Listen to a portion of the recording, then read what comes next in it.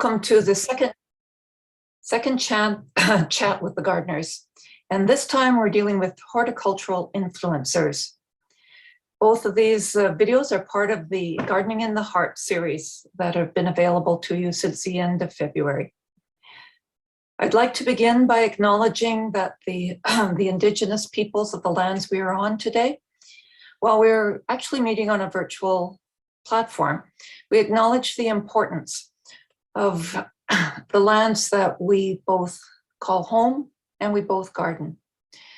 We do this to reaffirm our commitment and responsibility to improving relationships between nations and improving our own understanding of local Indigenous peoples and their cultures.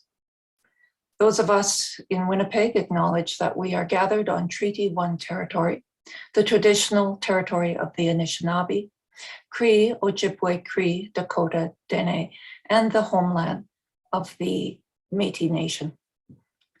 I'm Shelley Walker. I'll be your host tonight, and I want to repeat our housekeeping rules now that if you've been waiting, you will have seen.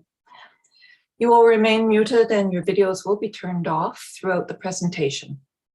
Now, if you have a question for any of our panelists or for the moderator, Elise, then please put them in the Q&A function of this webinar. If you have a technical issue, then please use the chat to make us aware of that. If you experience a bad connection, then please consider using the call-in option.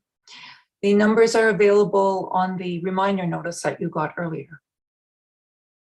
Now, before I hand the microphone over to our panel moderator tonight, I just will remind those of you who may not have met me already, my name is Shelley Walker. I am the current chair of the Manitoba Master Gardeners Association Board of Directors, and I am a master gardener myself.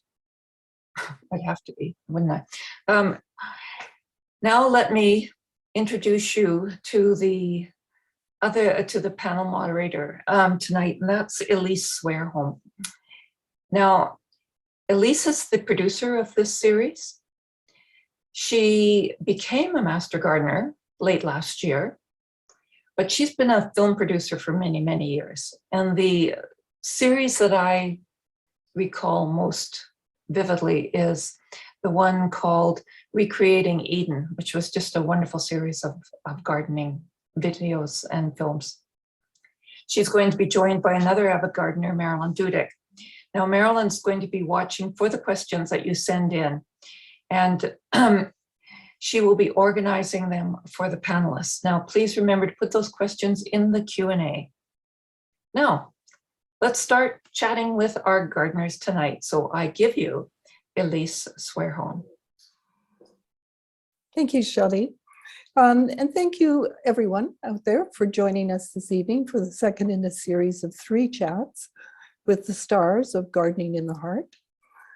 Tonight, we're talking to Dr. Wilbert Ronald and his son, Dr. Philip Ronald. I hope you've been able to watch episodes 4 and 5 of the series featuring our esteemed guests. If not, the series is available on 5 TV Channel 1 if you are a Bell MTS subscriber, or it is also available on the Manitoba Master Gardener website and YouTube channel. Thank you to Bell MTS and to the Province of Manitoba Film and Video Tax Credit Program for supporting the series. Also to the Manitoba Master Gardener Association for sponsoring the series and for sponsoring these chats tonight. Lisa Renner, Shelley Walker, and Marilyn Dudek in particular, who are also executive producers on the series.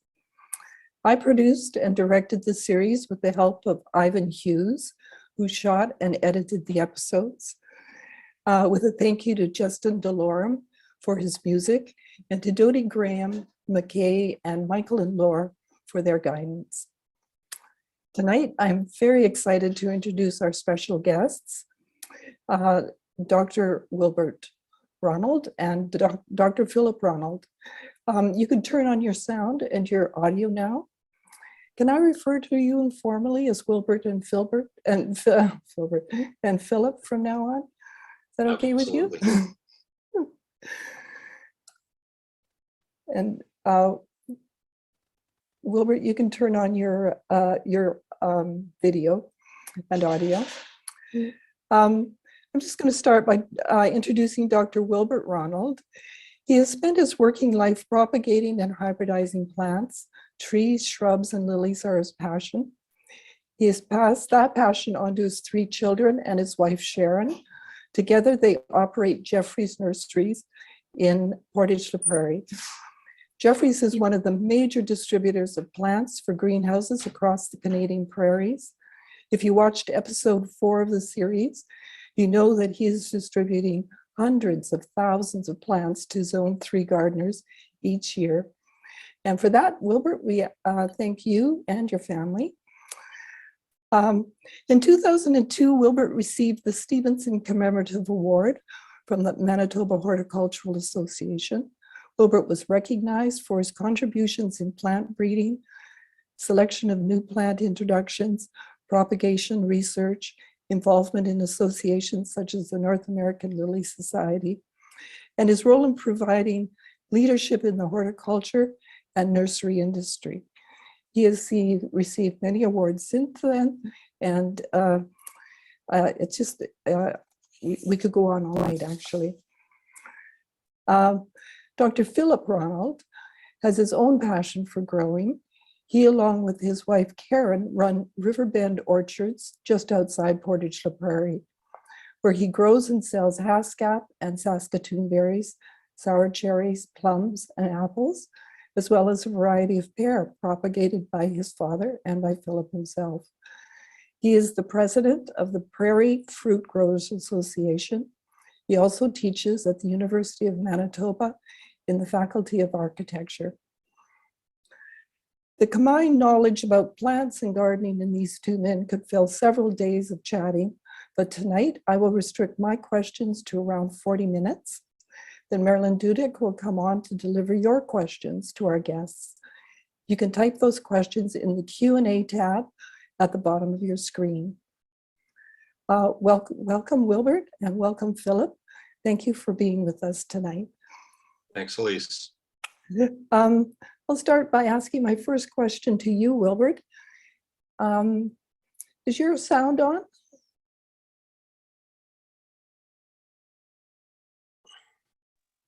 Now it is.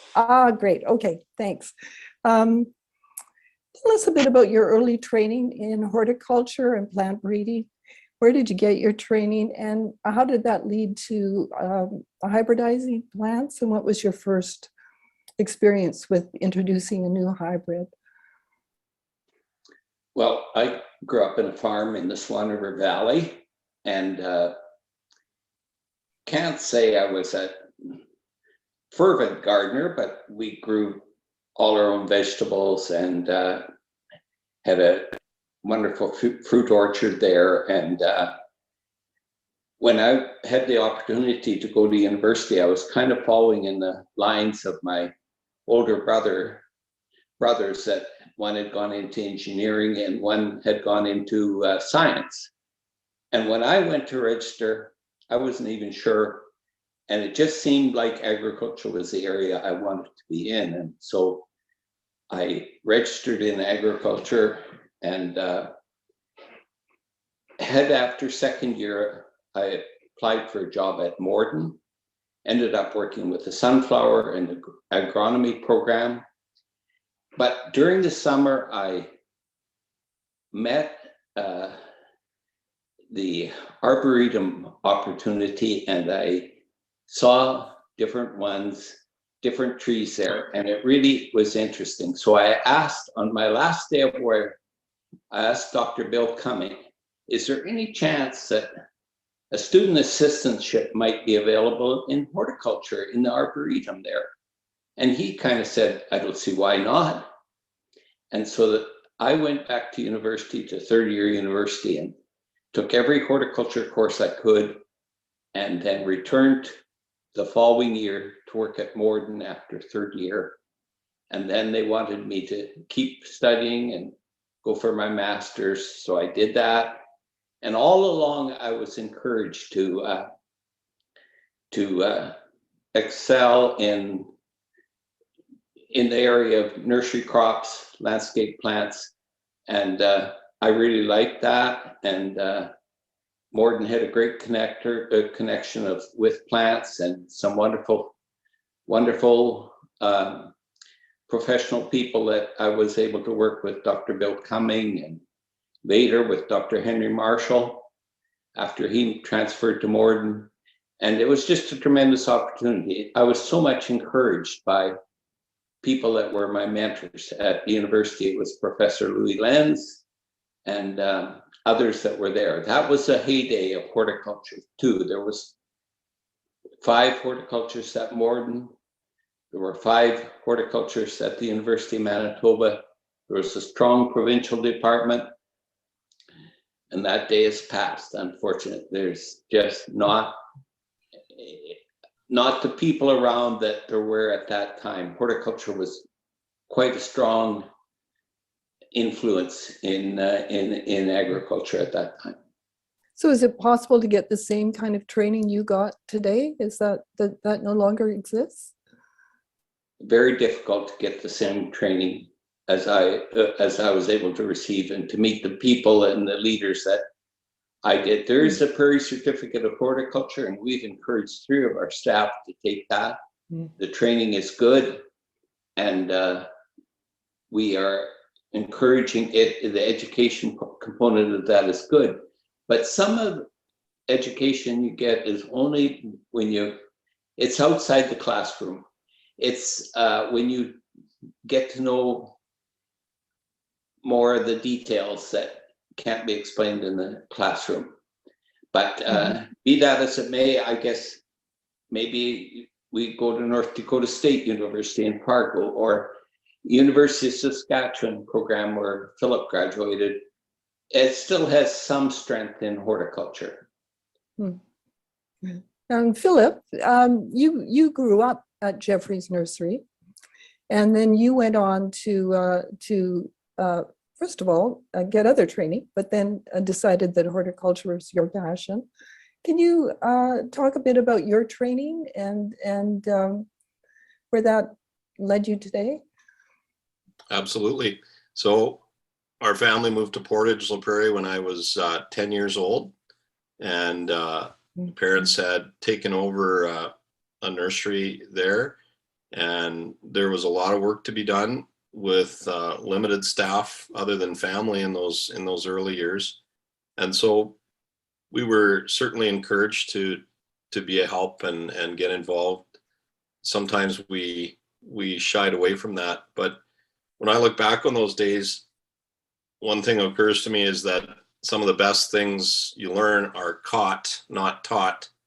And I remember being fascinated by propagation, that you could take root pieces of tower poplar and put them in bags of moist peat and watch them bud out as copies of the original tree. I remember being quite interested in that. And also was introduced to the edible side of horticulture then. We did lots of fruit collection in those days. Usually it was not so much for the sake of selling fruit or making fruit products. It was primarily for seed extraction, and those seeds would then be used to, advance the particular species. But in my 20s, I would say I tried to migrate away from horticulture. The first 2 years of university I did were in microbiology, and I would say when I came to 3rd year, I realized that I wasn't going to be happy working in a lab with the smell of agar and looking at microorganisms all day. So that was when I kind of chose a path towards horticulture. And again, Louis Lenz was a tremendous influence. And then and now you're teaching at the University of Manitoba, and you're teaching the Department of Architecture. Could you just say a little bit about what you're doing there? Who are your students? Ironically, the course that I teach is the first course that I ever took in horticulture, which is basically woody plant materials. And I'm instructing budding landscape architects. So usually we have about 40 students in that class. And I often say to them, you know, the first week we're together, I say, you guys are the painters, and I'm here to show you the paints that you can paint with. Because, you know, without a knowledge of ornamental plants and their many wonderful traits, it's very difficult for a landscaper to do a good job. So that's primarily the course that I've taught the last 15 years. More recently, this year, I had a chance to do a course in urban forestry, a graduate course, and that's been real fascinating too. I find I always learn as I'm instructing others, so it's been useful. And is that also for the Department of Architecture? Yeah, so in the Faculty of Architecture, there's a department called Landscape Architecture, and so that's where both of those courses are seated. And there's a lot of really wonderful students coming out of that program. Many of them are earning what's called an MLA, Master Landscape Architecture degree. And they are the ones that are doing a lot of the design work, whether it be commercial, residential in our cities. So it's nice to see. That's wonderful. Yeah. I just want to tell you a little bit more about Wilbert, and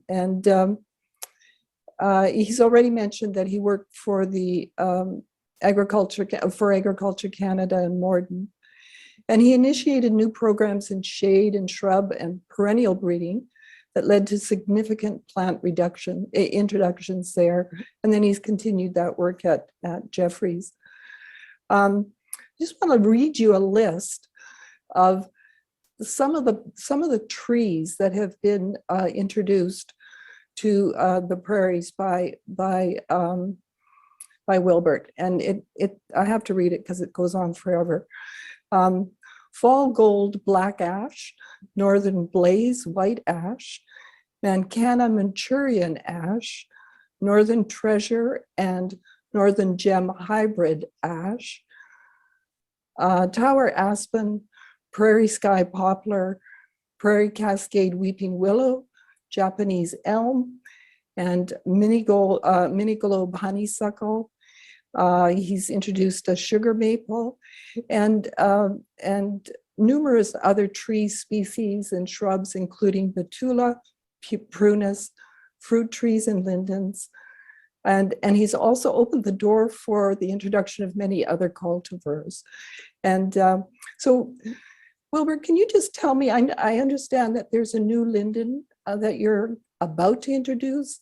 And can you tell me about some of the newer trees that you're bringing to market or that have just recently brought to market?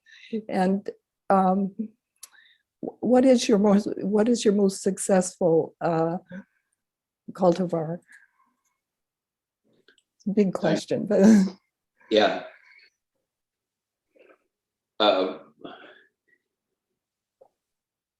I guess you have to recognize that plant breeding is a long-term, very long-term, and sometimes the plants do fail. For example, you mentioned a number of ash cultivars that were developed. Well, the emerald ash borer came to North America about 20 years ago, and it's completely almost taken that market away. Tower aspen was a wonderful tree until bronze leaf disease appeared, and then we've lost it.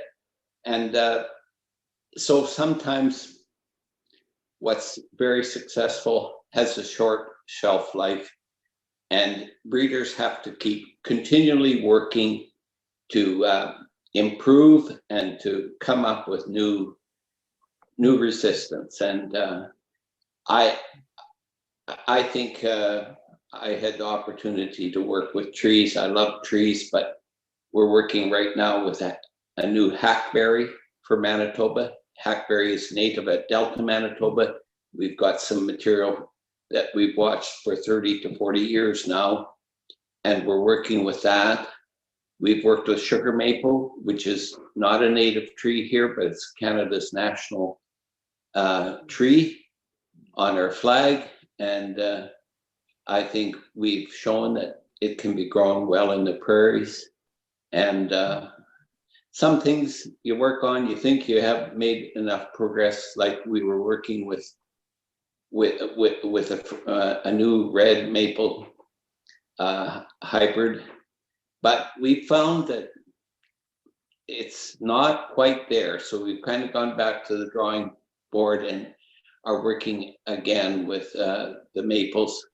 After 20 years work, we hope perhaps something in the next couple of years will come out that will be a reliable, a northern red silver maple hybrid for the prairie provinces. But it takes a lot of time, and my interest has been broad, but it's primarily been with the trees. That's kind of my first love. But some of the trees have lasted well, like prairie cascade willow after 40 years, 45 years is still the #1 weeping willow in North America, as far as I know.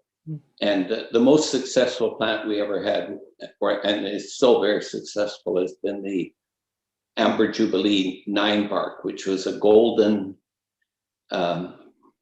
bronze golden red form of 9-bark. And that's been growing in Europe, United States, Canada, and perhaps a number of places where I hardly know whether it's growing, but that's been a very successful plant. It's one of the top 5 in the first edition grant program. So it's really been a lifetime work, and the best mark of a plant breeder is longevity. If you live long enough, you might be able to complete some of the work you started. It does. Yes. It takes a really long time. Now, Yeah. can you tell me a bit about what the process is? I mean, how do you decide whether or not a plant is going to be worth putting 40 years into to develop as a new cultivar? Can you just do you drive around the province looking for trees that you think would maybe lead to something new or something more interesting? What is that process? Well, usually in the prairie region, hardiness really becomes critical. We also have a bit of tendency for alkaline soil. So we often look at our native material as one parent, and perhaps a more showy southern species as a second parent, or an introduction from Asia occasionally as a second parent. And by selecting for hardiness and for it has to propagate well, you have to have a way to grow it and increase it. You have to have disease resistance, you have to have insect resistance.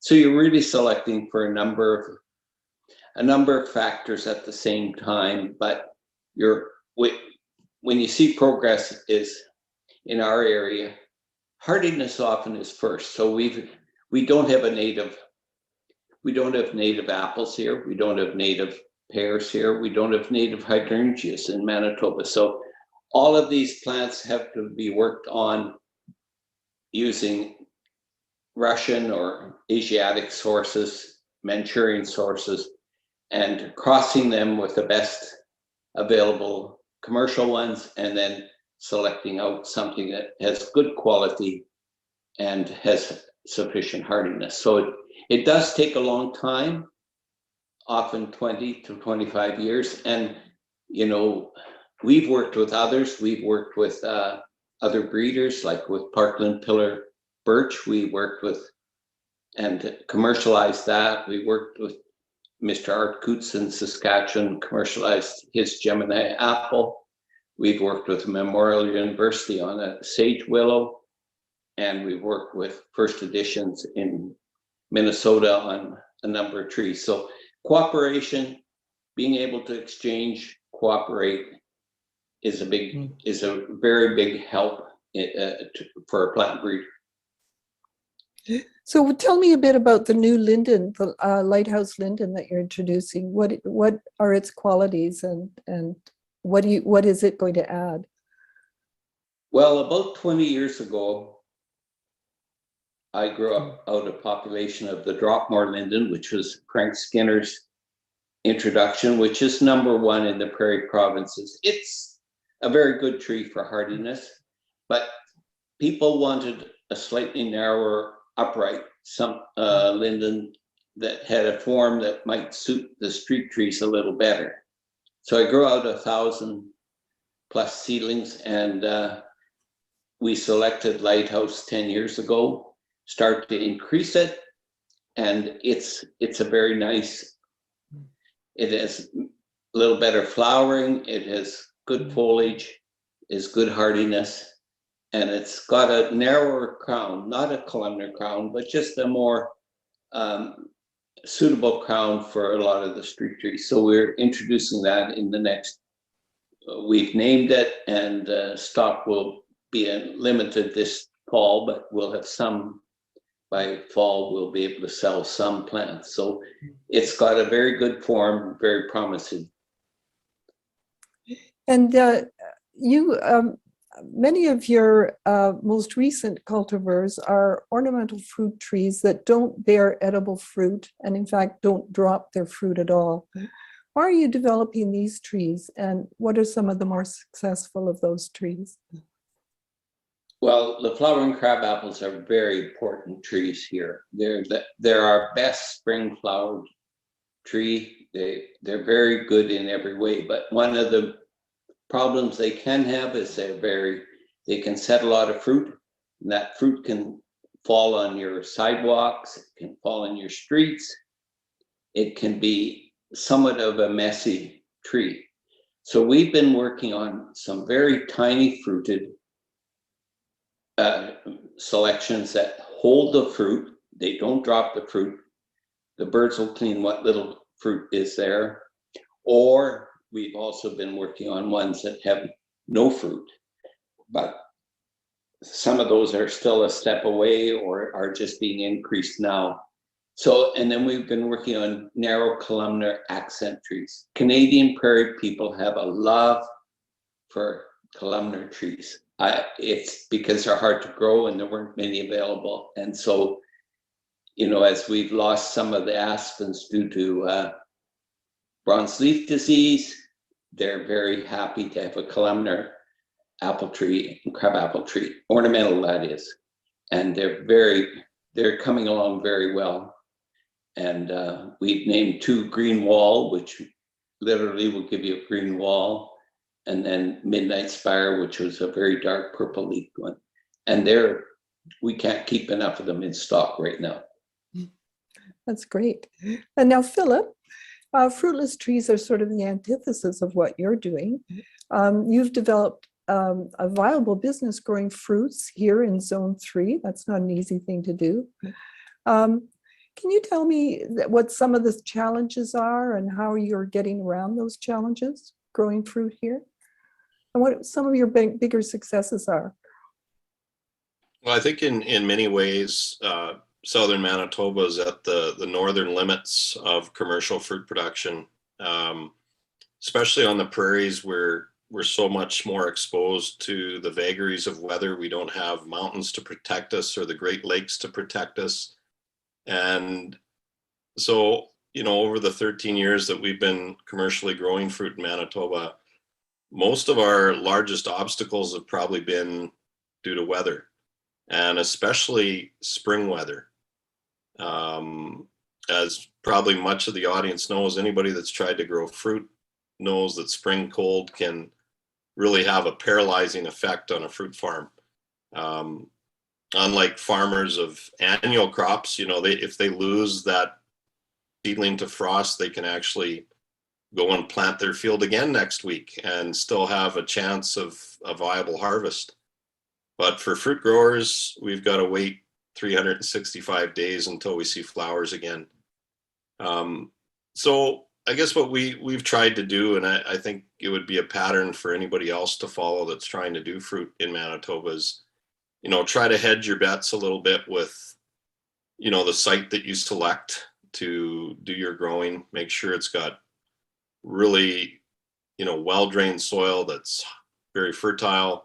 Make sure you've got lots of shelter, whether that's, you know, native forest or whether it's trees that you've planted. And then, choosing your cultivars very carefully with the view to hardiness and survival. There's also cultural techniques, like for instance, we grow all of our fruit trees in sod, and we do that because it helps them shut down in the fall. It actually stresses them a little bit. And you might say, well, why would you ever want to stress a fruit tree? Well, it reduces the chance of winter damage. And what we find with a lot of the fruit trees is they're just right on the edge of possibility. And so anything we can do to give them a little nudge in the right direction is useful. And what are some of the fruits that are most successful, that you're having the most fun with, getting good yields and good success with them? Yeah, so when we bought the farm, 13 years ago, it was pretty much two crops, Saskatoons and raspberries. We've tried to diversify considerably from that point. To answer your question, I would say, Saskatoons are still a reliable berry crop in the province. They are in very high demand. People know them. It's in their heritage. And there's a lot of demand for Saskatoon berries. We're very excited about Haskap, and we can talk more about that. But as far as the tree fruits go, I would say apples have been our greatest success story. There's been years we've harvested 5,000 pounds of Manitoba apples, and, of very good quality. And the challenge is always, marketing those and finding the people that want them. And they're out there. It's just, for apples, most Manitobans, choose something they find in the grocery store. Mm-hmm. And Wilbert, you and Philip have actually introduced a pear that grows in Manitoba. Can you, the two of you, talk about that a bit? And is it a pear that yields good eating fruit, or is it more ornamental? Or? Well, we introduced the early gold pear, which is a seedling of Uri pear. It's pretty good fruit. You, like all pears, you have to pick them at the right time and not let them go soft. And then we've introduced one more recently called that Prairie Welcome that we're working on. Pears have not got the work done on them that they should have. There's really more potential with pears than we've seen. Most of the work in the prairies was with apples, no question about it. So I think there's still potential, but early gold pear is grown widely. It can can up to make decent fruit. It's got a few too many stone cells in them, which is a problem with pears, but there'll be more improvements made. I really think pears have been much overlooked. And then Philip is growing a new one that it's an old variety, but in his soil, it seems to do fairly well. And that's Pioneer #3, I think it goes by. And it's doesn't have the stone cells, but my experience was it wasn't quite hardy enough. So he may be able to add something more to that. So do you have more to add to that, or? Yeah, I think you're referring to Golden Spice. So that was one that, it often carried a Zone 4 rating, but we've put a few trees in here and they've done exceptionally well. So yeah, the biggest thing with pears is the shelf life. They've got to be picked at the right stage, and even then it's a short shelf life. So compared to, a variety like Bartlett that we see in the stores that, seems to last for weeks, we're just not there yet. But certainly pear trees have the hardiness and the longevity. I mean, you can drive around the cities in Manitoba and you can find pear trees that are 50, 75 years old, and it's hard to find apple trees that are that old or plum trees that are that old. Well, that's interesting. Yeah. Can you talk a bit about Haskaps? You're growing Haskaps, and they're a very hardy plant for Manitoba. But they are a bit tricky when it comes to being fertilized properly. Can you talk a bit about that? Yeah, so you were asking a few minutes ago, what's the most exciting thing, in prairie fruit? I would put haskap right there because I just see it as it's got so many good things going for it. It is a derivative of a native species, so what we call sweetberry honeysuckle, which is actually native in the understory of some of our forests here. And certainly if you go north in Manitoba, you'll find it in the Canadian Shield area. So at the University of Saskatchewan about 20 years ago, Dr. Bob Boers intercrossed sweetberry honeysuckle from Russia with sweetberry honeysuckle from Japan. And the result of that work was the beginning of a breeding program, which has released now probably close to 10 cultivars. And you can read around the world, they're testing them in Russia, they're testing them in the US, in Europe, and they are considered the best haskap cultivars in the world. Haskap flowers very early, the last week of April. It will tolerate a -7-degree temperature in bloom and still produce a berry. And that is just unheard of. Usually -2 is, the dead zone. Once you cross that line, there's no chance for fruit. They also fruit early. Harvest is done by the middle of July. So kind of right around strawberry season. And so they're escaping the heat and some of the pest problems that other fruits face.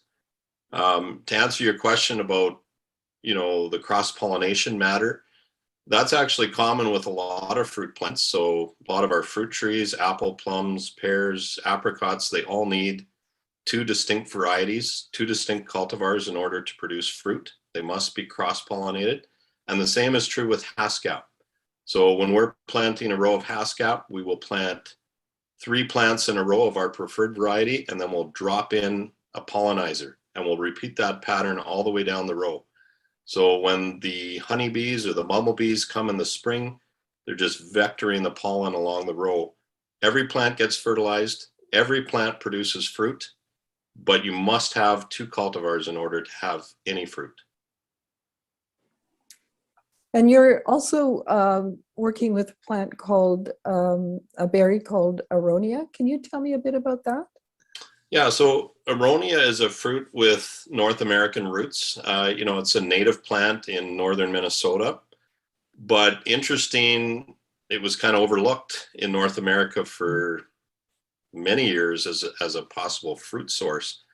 Most of the work with commercializing it has happened over in Europe. And in fact, the cultivar that most Canadians are growing today, which is called Viking, originated in Finland. Now, the thing about aronia is it's a fruit you can't eat out of your hand. Its common name is chokeberry. And the astringency is actually stronger than our choke cherry, which many people will know and remember. But what we found is if you freeze that fruit and you process it, it unlocks some of the most delightful flavors you've ever tasted in a berry fruit. In addition to that, many people consider aronia to be the healthiest berry on earth. So in terms of the nutritional punch that it packs, there's very few fruits that can match it. And by that, we're talking about things like not only vitamins, but more particularly antioxidants and, fighting chemicals and so on. The other thing about aronia, just briefly, is that it's an excellent example of what we call an edible ornamental. And by that, we mean a plant that is very aesthetically pleasing. So it's got, really nice foliage, beautiful flowers, red fall color, excellent hedge plant. And on top of all that, you've got these huge clusters of nutritious fruit. So it's kind of 2 birds with 1 stone. It's also good for the birds, right? Yes. Yeah. Yeah. Wilbert, your other passion is lilies. And was it a lily that was your first hybrid? The first? Probably not, but it was one that we made fairly quick progress. I got introduced to lilies while I was a student at the University of Minnesota in 1971, 72, 73. And my professor there had done his master's on lilies, and he was doing a lot of work with Easter lilies. So I just got to know them well, and I just fell in love with them. And at that time, lilies were just, it was a worldwide craze in the 70s. The Dutch people were coming to America and paying $10,000 for a bulb. And it was like the tulip craze of the 16th, 17th century. And so I gravitated to that and did some work on that while I was doing my PhD studies. And some of our lilies are worldwide known. And I carried it on at Morden, although it probably wasn't that supported by the leadership there because lilies aren't a big prairie crop, although we've had many, many good prairie breeders like Simonette, Patterson, Ed Robinson, Frank Skinner, just many famous lily breeders. So I was able to carry it on, and we got about 15 varieties out from Morden, and many of them are still world famous. And much of the work was finished by Lynn Collicott, who was working with us. So they've just done very, very well. In fact, I think I just saw the cover of the new quarterly bulletin from the North American Lily Society. And what's the flower? Easter Morn. Just wins most of the awards. It's a Morden introduction. So they've really, unfortunately, then we got lily beetle about 15 years ago. And now some of the biological controls are working quite well. And I would say that lilies are making a bit of a comeback, but they're not the worldwide craze that they were in the 1970s and 1980s. And So what is many good lilies are out there. I think the lily no Kitnipoa is world famous, and I market our varieties through them. through Nipois? Yes, through Yeah. the lily. Do you have favorites that you've developed? Well, Morden butterfly is a favorite, and Easter Morden is a favorite, Northern Carolyn, and then one of the Black Beauty hybrids, Northern Beauty, is a wonderful plant. And many of these winter here with snow cover and amazing hardiness due to their hybrid vigor. And what do you consider more important when you're actually looking for a plant to develop? Is it beauty? Is it hardiness? Is it all of those things, or what are you looking for? We look for areas where there's gaps, so to speak. Maybe like since we've lost the American elm, many of them to Dutch elm disease, we start looking at shade trees. Ash aren't growing as much anymore. Look for alternate. Is there a disease problem? Is there an insect problem that we can develop and breed for? And so you're always looking for gaps, so to speak, or potential gains that can be made if the right crosses are made and the right selections are selected, and if we can know that successfully propagate that plant, then it becomes very important that that someone will grow it. If no one will grow it, the best breeders can have plants that kind of sit on the shelf, so to speak. But we've been promoting propagation, and many good Canadian plants are like the roses and the parkland roses, and now some of the newer roses. They're Canadian all the way, and our Canadian gardeners really can be thankful for the progress that we've made. I just noticed that my 40 minutes seems to be up, but I just have one more question for both of you. Same question. How is climate change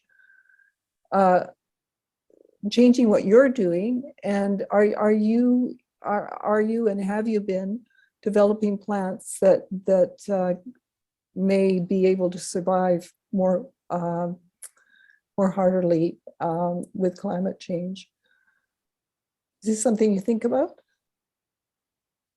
We think about it a little bit. I just was in communication with one of the largest companies in the world, and I had sent down my new Klondike Emery cherry for them to test. And they had 3 days of plus 46 east of Portland. And he said they lost 50% of that tree crop. And that's somewhat due to climate change, I guess. Extreme heat. Of course, there's extreme wetness, extreme winds. We take it into consideration to try and have a very tough tree or a tough plant. But plant breeding is such a long-term thing that you sometimes can't just react to as quickly as you would like to. Philip, are you doing anything on your orchard to sort of prepare it for climate change? Yes, we are. I mean, we deal with the whole myriad of issues here, like the late frosts. We've already talked about them. That's been just a huge issue. I'll give you an example. On May the 12th of 2020, so roughly about 2 years ago, we saw a minus 10-degree night. And that took out our entire cherry crop that year. The plants hadn't even blossomed yet, but the floral buds were swollen enough that temperature just sizzled them. So those kind of late frosts, you know, to have it that cold that late is unusual. We've seen a lot of sporadic precipitation patterns, you know, where we're going through sometimes 2 or 3 months without any appreciable rain the last couple of years. And then, as Wilbert just mentioned, the extreme heat. And we didn't really maybe have a heat dome over Manitoba last summer, but we certainly had so many days over 30 degrees. And in combination with the drought, it definitely takes a toll on fruit crops. The fruit is not as large. It doesn't last as long. And so you asked, well, what are we doing about it? Some of the things we are trying, so we use a lot of cover crops now. We try not to have any bare soil on the property, actually. So for our berry crops, we have aisles that are approximately 12 to 14 feet wide. And we're planting a cover crop there. Usually it's spring seeded fall rye. Sometimes we'll also mix in the seed of hairy vetch, which is a nitrogen fixer. We're using a lot more wood mulch at the base of our fruit trees, again, trying to lock in moisture, cool the root zone. And then for the first time in 13 years, we're starting to irrigate. And so up until just the last 2 years, we've always just relied on natural rainfall, and it's been sufficient. But we're starting now to, you know, do a lot more irrigation. The way I look at it, you know, we're less susceptible to drought than, say, a grain farmer, because we're working with perennial plants. They live multiple years, they have deeper roots. But at the same time, the fruit production that we see in a year is directly proportionate to the growth of the previous year. And so if you go through a serious drought cycle, it not only affects fruit production in that season, it affects the next year as well. Well, it's all really interesting, and I could go on forever, but I'm going to let Marilyn come in now with questions from the audience. This has been fabulous, and then it continues. I can see a number of questions that have come in from our attendees. And the first one says, I would like to grow a mulberry tree in my Zone 3 garden. T&T Seeds is advertising a Trader mulberry tree. what is your experience with growing the Trader mulberry tree? And is it hardy in zone 3? And does it need a pollinator? If so, what type? I've got one of those on order from TNT for this spring. So that's the extent of my experience with it. I did, when I saw it in their catalog, I Googled it and I found some pictures of the original tree down in North Dakota. So there's quite an interesting story there. I mean, it basically came over with European settlers probably 100 years ago. And, you know, it's still standing there as a survivor. So there's something to be said for that. But I can't answer those other questions. So we have to have another chat next, say 5 years when you tested it? That's right. Yeah, it's going to need some testing for sure. I mean, North Dakota in many places is a zone different than us. You know, they can do a lot of things in Fargo that we can't do in Winnipeg, even though it's only, 4 hours down the road. So yeah, it needs to be tested here, and we need to feel it out a bit, just as far as how it's going to shut down for winter. Well, you're the perfect tester. And this one's for Wilbert. I noted the Jefferies Nurseries using overhead sprinkler watering in use. Is this by choice? Because we are generally advised to avoid it. Well, when you have potted plants growing above on gravel beds or on above grade, as we call it, above the gravel line, there isn't much of a way to get water to plants except overhead. We do use some individual on our bigger pots. We've got a whole area where we use spaghetti tubes and individual watering, and we do that with all our bigger trees in pots. But just some of the shrubs to get the penetration and you've just got so many thousands growing that overhead watering is about the only way. Is it somewhat wasteful? I suppose we try to collect it all, and fortunately we're near the Assiniboine River, so we're able to pump from there. If there was an easy way to do it, we'd have done it. Sounds great. And here's another one for you, Wilbert. Native trees are in demand. Which native trees do you grow? We try to grow every native tree that we can. We're the biggest grower of hackberry in Manitoba, and we have a new cultivar, a new variety coming out in a couple of years from now, we hope. We grow American linden, we grow bur oak, we grow even a few box elder maples, which can be a bit of a weed tree as well because they seed a lot. We are working on sugar maple, which aren't native here, but they're native not far away. They're native in Ontario. They're native in Minnesota.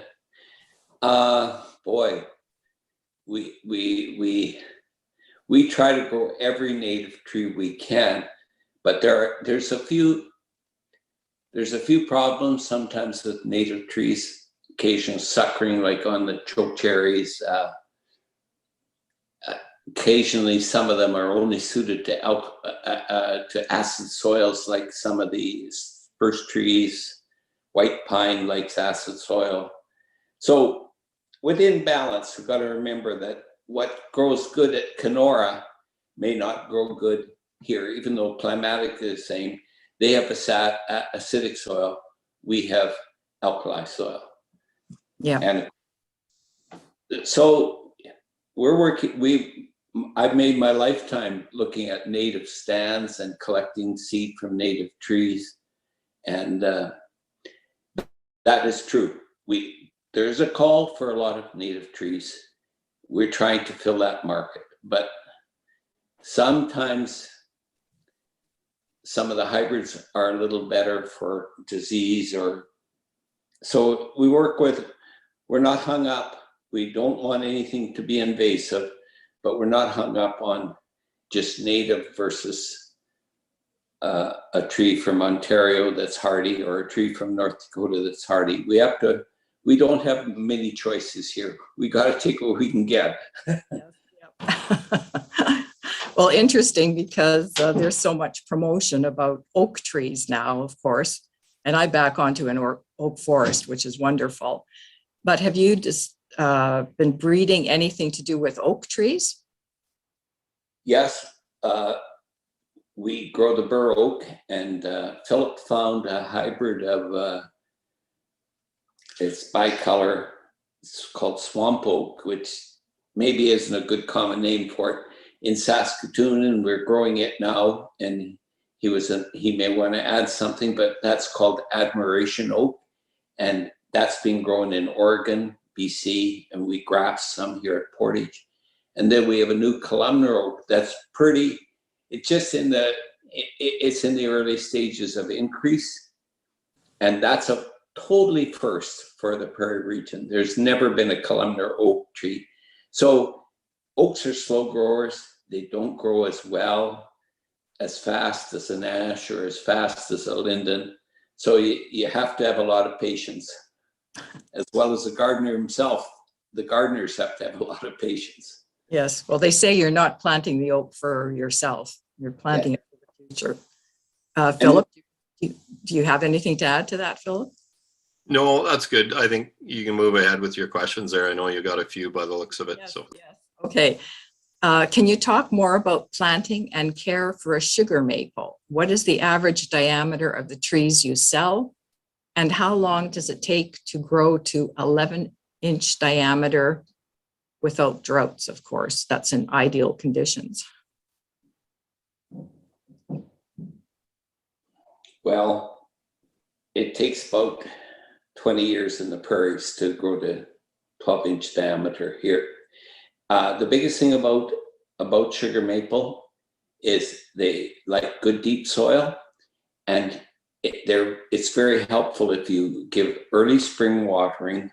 Helps them juice up, and then for the rest of it, we sell from about 5 to 6 foot trees in maybe a 10 gallon pot, right up to 2-inch caliper, which is stem thickness. We sell a lot of those bigger trees to the cities, and they've done well. So it's just depending on the price range that one hopes to get. And also she adds, also, is there an area in southern Manitoba that they would do better in? They do well in Morden, Winkler, Portage, and there's lots of nice trees in Winnipeg as well. Good. But they maybe don't do as well in the Interlake due to the thinner soil, or areas where there's a very narrow A zone or organic soil zone. Mm-hmm. And what are the Manitoba apples that you grow? I guess Philip answer that. yeah, so in our orchard, we have we've worked with Goodland, Norkent, Odyssey, Prairie Magic. We've tested a few of the University of Saskatchewan introductions like Prairie Sensation. We have crab apples like Kerr. My two personal favorites, I mean, Goodland it's really the fruit grower's dream, in that the fruit is very uniform and it's of high quality. Some of the other fruit trees, they carry too heavy a load of fruit, and unless you're going to go out there and manually thin them, you'll get a lot of small apples. Goodland is what we call a self-thinning cultivar. So it actually drops a certain percentage of its fruit in June, and in so doing, the remaining fruit on the tree size up really nice. And it's also an excellent keeper. We have worked with Gemini as well, and I would rate it probably, maybe second or third place. And then as far as the apple crabs go, I mean, Kerr it's the gold standard. There's nothing touches it. Mm-hmm. I know a friend had a Goodland and they are superb. They're just fabulous. Good to eat out of hand and good to Mhm. bake with. Another question, if I wanted to grow haskap, what would I need to do to prepare the soil? And what does it require in way of hours of sun and watering needs? Well, on the soil side, you know, where these plants were actually developed and selected up at the University of Saskatchewan, they do not have the greatest soil there. You know, it's high clay content, poor drainage, and the plants are doing well there. So I'd be less worried about the soil than I would be about the sunlight, and as well about competition. Let me clarify those two things. So for sunlight, full sun, minimum 6 hours of direct sunlight per day. Anything less than that, I think you'd probably see some reduction in fruit set. But the other thing that I would say with haskap is you cannot have any competition around it. I was at a neighbor's place once and they were growing haskap in sod. So just like in the middle of their lawn. And those plants, they were like bonsais. And the reason for that is, again, haskap, it has a very shallow root system and a very fine root system. So you want it in what we call clean cultivation, no competition from other plants. Good, interesting. Philip, when will we start finding sour cherries and hascaps at the grocery stores? It's still even hard to find them at farmers markets and Saskatoons too. Yeah, that's a good question. I mean, you know, the fruit that's going to emerge at grocery stores, the first is haskap. And the reason for that is in northern Alberta and also northern Saskatchewan, there have been massive plantations of haskap put in, you know, sometimes in the neighborhood of 50,000 plants at some of these individual operations. And they are now generating huge quantities of frozen fruit, these farms. They're not U-pick farms, they're too far away from cities and communities. So they are really targeting the frozen market. And I know already in the co-op store here in Portage, you're starting to see haskap jam, you're starting to see frozen haskap. So it's going to be the one that comes on first. The other two that you mentioned, Saskatoons and cherries, Saskatoons have actually declined in acreage, you know, in the prairies over the last 25 years. There's fewer and fewer of the farms still there. I'm not sure all the reasons for that. Some of it is no doubt the pest issues and trying to stay ahead of those. The cherries, you know, like I said, you know, you'll have 3 or 4 good years and then you get a bad year. Again, you have not seen the acreage remotely close to what we're seeing for haskap. So I really see the day in Canada where you will see haskap and blueberries sold at the same level in grocery stores, but I think it's probably still 10 years away. Good. I know you can. I know I have bought haskaps and they are delicious, although I also pick wild blueberries at the lake. So I think you're either a Saskatoon lover or a blueberry lover. Wilbert, in recent years in Winnipeg, we haven't seen as many red lily leaf beetles. Why? And are there fewer hosts or the weather? Surely the introduced predatory wasp populations have not increased enough to make a difference. Well, two things have happened. A lot of the marginal lily growers, let's say they weren't real lily fanatics like I am or others, and they went out of the lilies. There was a real decline in some of the Asiatic lilies that, and so some of the hosts have been taken away. And a lot of the people that have stayed in lilies are very careful. They watch it. They collect any larvae or any adult beetles that they see, and that has made quite a difference. There's just fewer lilies, so there's fewer hosts for the beetle. And then the people that remained with lilies have done a lot better job at monitoring them. And I do think the biological control, it's working quite well too. But now as there's fewer lilies and fewer beetles, it's sort of it sort of has to keep a balance there, a natural balance, that there's something, food for the parasites, and so you have to keep a minimal population to keep the parasites around. Yeah. Well, I did notice, I do grow lilies still. And I did notice last summer, there were fewer red lily beetles. So keeping our fingers crossed. We had a very tough year with almost no snow cover the year before. And I think it may have killed them. They're not as bad here as maybe in a slightly more mild climate, but I've seen them severe here too. But I know I picked maybe 4 or 5 beetles last year from 20, 30 lilies, and that was the end of it. I didn't see a lot more hatch. Yeah, fabulous. Another question. I grow cherries and haskaps. I do not grow grass under them, but I do grow early flowering plants like pulmonaria and some hardy bulbs to encourage bees. Should I be growing something else? Would vetch be invasive in a small city garden?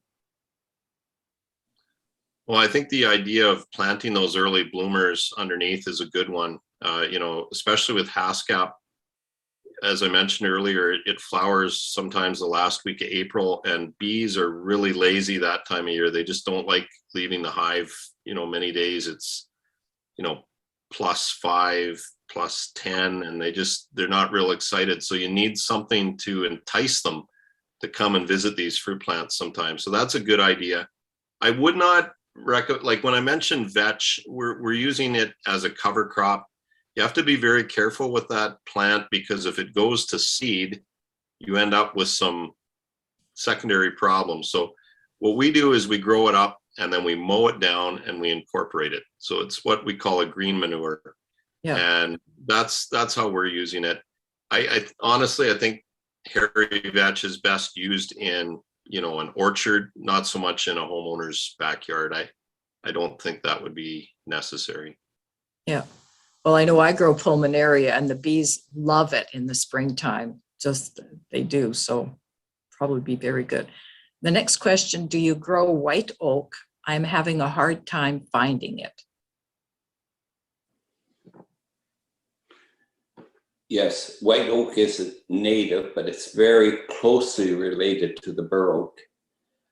We have a hybrid that we are increasing.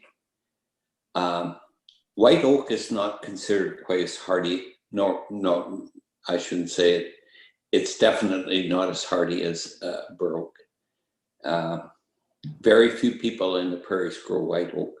In fact, I know of no one, but we have some potential there.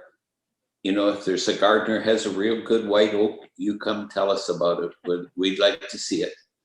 But we do have some red oak, shooting star that we grow. We grow admiration, swamp white oak, which is a hybrid of, and may have white oak in it. And we grow the bur oak and are increasing a columnar oak. So oaks have been hard to grow, and there's slow to grow. So not many growers want to grow them. Okay, thank you. This is just one question I have to pose to Philip. How has the spotted winged Drosophila affected your fruit growing operation, or has it? Absolutely, it has. Like we used to have close to 4 acres of raspberries, and today we have 0. And the reason for that is SWD. We were having to spray insecticides on a weekly basis, and even then we were not able to get the level of control that we needed to confidently sell our fruit to market. So we got out of raspberries for that reason. We also, on our cherries, it has changed the way we produce cherries. We do have to spray several times now before fruit picking. And I would say the other thing we do is we pick our cherries earlier than we want to. And we're doing that, again, just to escape the pest pressure. SWD really is magnified towards the end of July. And any soft fruits that are hanging on trees at the end of July, they're going to be most years infested with SWD. I think it makes organic fruit production very difficult in an orchard setting.